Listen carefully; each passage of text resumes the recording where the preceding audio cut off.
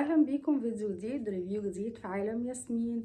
النهارده وبعد ما خرجنا من العيد واكلات العيد الدسمه، خليني اقول لكم زي ما في اكله دسمه في برفان دسم، وزي ما في اكله خفيفه على المعده في برضو برفان خفيفه على جيوبنا الانفيه النهارده. وبما اننا بقى في الصيف واخواتنا بقى في الخليج جم مصر بروايحهم المفحفحه الفظيعه اللي هم بيمشوا كده والبرفان بيمشي وراهم، حاجه مش طبيعيه يعني، انواع فظيعه. ففي رحله البحث واستكشاف الانواع الفواحه دي، وهي حرفيا فواحة بطريقة يعني مش طبيعية. الأعواد عندهم معمولة بطريقة كده مش تخنق، معمولة بطريقة ملفتة للنظر، مش ملفتة للنظر، هي بتلوح يعني. اللي هو ايه ده، ايه البرفان الملعلع اللي مش طبيعي ده. ففعلا انا يعني اقرب تشبيه للبرفانات الفواحه دي زي الاكله الدسمه كده، اللي هي تاكلوها وتحسوا ان انتوا يعني اتسلطنتوا كده من الاكله المعتبره زي الفته كده بالموز والضاني والعيد بقى، وكل سنه وانتوا طيبين.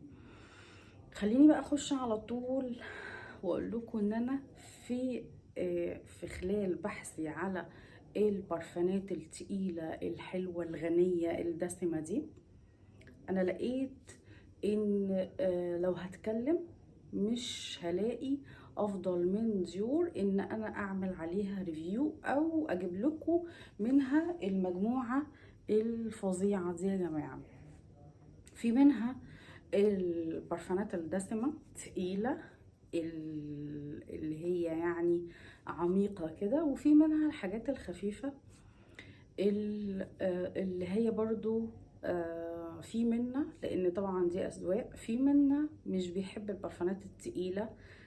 انا مؤخرا بميل للاتنين، يعني عندي حتة الطمع في موضوع البرفانات دي، وبحب اجرب كل حاجة وبحب كل حاجة تبقى عندي. يعني بخلاف موضوع الريفيوهات دي، بقيت وصلت لمرحلة ان انا مدمنة برفانات، لكن في حاجات طبعا بتبقى اقربهم لقلبي.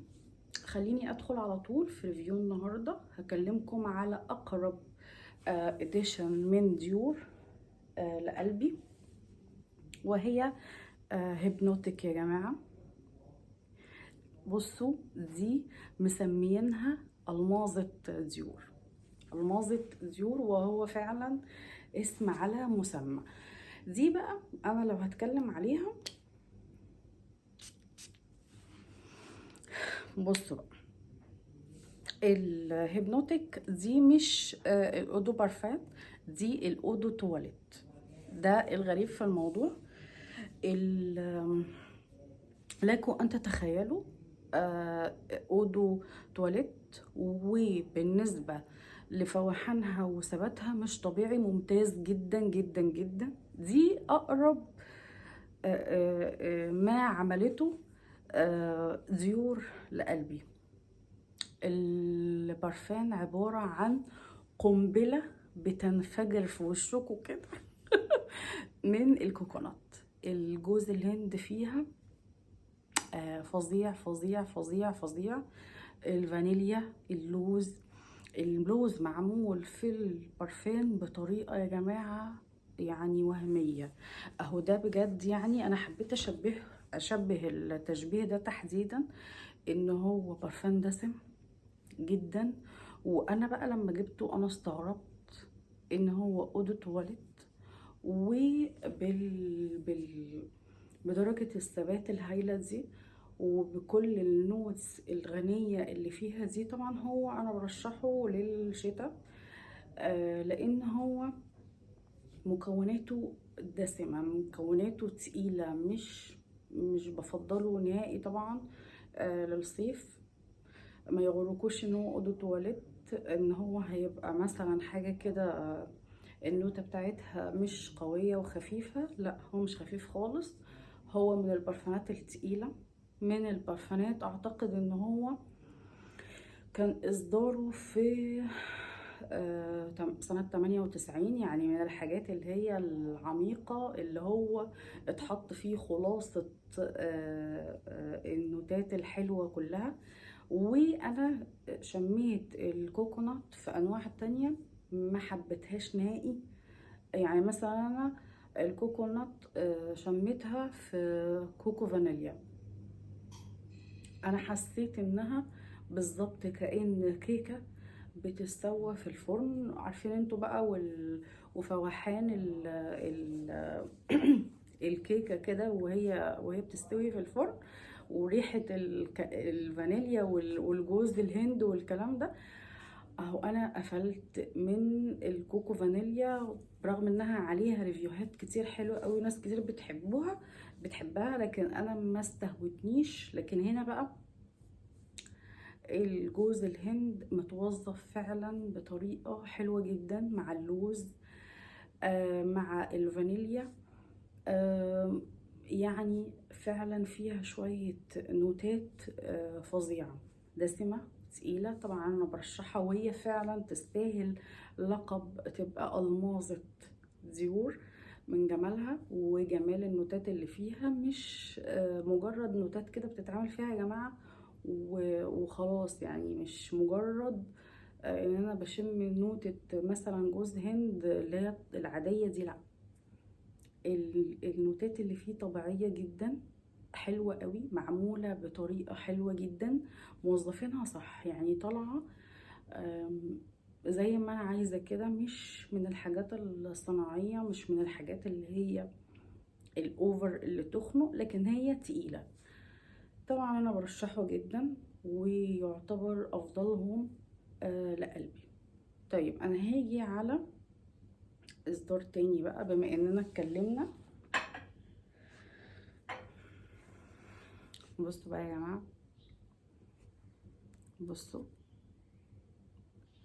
بما اننا بقى اتكلمنا عن الصيف واجازات الصيف وضيوفنا هنا في مصر من الخلايجة، وانا دايما بشم الاعواد بطريقة، يعني في اعواد انا بتقفلني، في اعواد حبيتها، زي ما انا عملت لكم قبل كده ريفيو عن كلمات عجبتني، لان هي العود فيها مسكر. هنا بقى العود في عود اصفهان، طبعا عود اصفهان غنية عن التعريف، لكن انا ما كنتش برضو متوقعة ان انا هحب العود اصفهان ده. انا بسمع انها تقيلة ومن البرفانات الدسمة، مش اي حد يتقبلها، ما ينفعش بلايند باي. فالمهم قلت اخد التجربة، وبما اني بقى بقيت عمالة بسعى ان انا اشوف البرفانات اللي بيحطوها الخلايجة وبتبقى عاملة قلق لما بينزلوا هنا، والناس تقعد تقول تسأل وكده، وفي كتير مش بيقولوا الحقيقة. يعني زي بعض الفنانين كده لما اتسأل على البرفان بتاعه، بالرغم ان هو قابل حد في الاسانسير ولما طلب منه اسم البرفان اداهوله، لكن هو مرضيش يقول على اسم البرفان. فاحنا مش هنقعد نسأل ونجري ورا برفان. احنا يعني بتحصل كتير على فكرة والله، يعني بنبقى مثلا نازلين من اسانسير وشامين ريحة وبنبقى هنتجنن ونسأل، بس قلقانين من رد الفعل، هل هيقولوا الحقيقة، هل هيقولوا ديور كده وخلاص، مش هيقولوا اسم الاديشن. ما كنتش اتوقع بقى ان انا الاقي حاجة من الحاجات اللي هي يعني دي يا جماعة تخطط ليفل الوحش في الثبات والفواحين. العود اصفهان فظيعة فظيعة. بص بقى دي مزيكا بمعنى كلمة مزيكا، وفعلا لما اتقال عليها تخطط ليفل الوحش، لا هي فعلا دي تخطته. النوتات بتاعتها غنية جدا. بصوا بقى هي دي، يعني انا كان لازم اقول المقدمة دي عن العيد والفتة والاكلات الدسمة والكلام ده، ان فعلا انا بعد العيد نزلت لكم بقى بريفيوهات عن برفانات فعلا اقل ما يقال دسمة.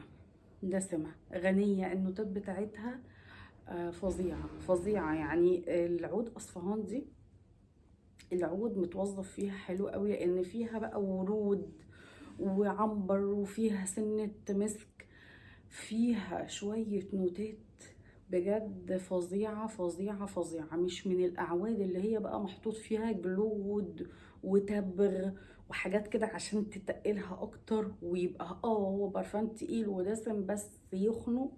ومن الحاجات اللي هي مش الأكلات الدسمة دي، من الأكلات اللي تكبس على النفس وتفطس. لا هو بقى مش كده.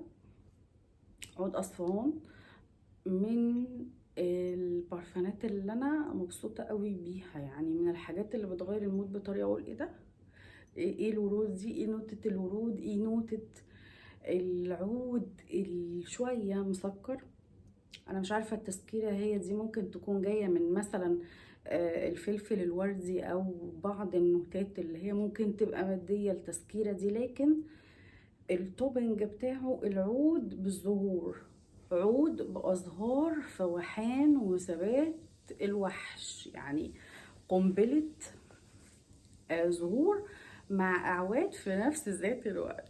فظيعة فظيعة. أنا لو قعدت أتكلم عليه، هو فعلا من الحاجات اللي أنا مش كنت يعني إيه، كنت قلقانة ان انا اشتريه كده وخلاص، لكن انا من كتر انا جبت مضاوي وبرده كان عليها ريفيوهات مش طبيعية وعلى جمالها وعلى حلاوتها، لكن انا مضاوي خنقتني زي ما قلت لكم، ما تقبلتهاش برغم ان مضاوي ما فيهاش عود، بس انا كنت حاسه وما اعرفش ايه، انا كنت شماها عود كان قافلني بطريقه مش طبيعيه. لكن انا لما قلت اجرب عود اصفهان، انا لقيت ان العود في عود اصفهان ديور. لكم ان تتخيلوا يعني ديور لما تيجي تعمل عود هتعمله ازاي. فظيعة فظيعة. يعني بصراحة العود اصفهان ابهرتني، وانا من الناس اللي يعني مش بيستهويني ان انا اجيب عود وخلاص كده يعني، لكن العود دوت فعلا فظيع. مش هقدر اقول ان هو ممكن يتجاب بلايند باي، لان برضو غير امن بالنسبه للناس اللي هي مش بتحب البرفانات التقيله، لكن هو مش تقيل قوي، لا ده تقيل بورود يعني، او تقيل النوتات اللي فيه نوتات حلوه، انواع ورود جميله بالنوتة العود اللي فيه متوظف صح. يعني ديور لما جت تعمل حاجه فيها اعواد وظفت البرفان صح. مش عايزه اطول عليكم الفيديو عشان اكمل لكم بقيه الريفيوهات، ولكن انا مستنيه بقى يا جماعه كومنتاتكم. قولوا لي ايه اكتر برفانات خليجي او عربي فوحانها وثباتها ممتاز، عشان اعمل لكم اجرب بقى واعمل لكم عليها ريفيو المره الجايه ان شاء الله. عايزه كومنت، عايزه لايك جميل، عايزاكم تدعموني عشان اقدر اجيب لكم شويه ريفيوهات، مش دعايه لبراندات، هي مش محتاجه دعايه، لكن انا عايزه اقرب لكم المسافات، ما تبقوش بتشتروا شراء كده عمياني وخلاص. وان شاء الله اقابلكم في فيديو جديد، ريفيو جديد في عالم ياسمين. باي باي.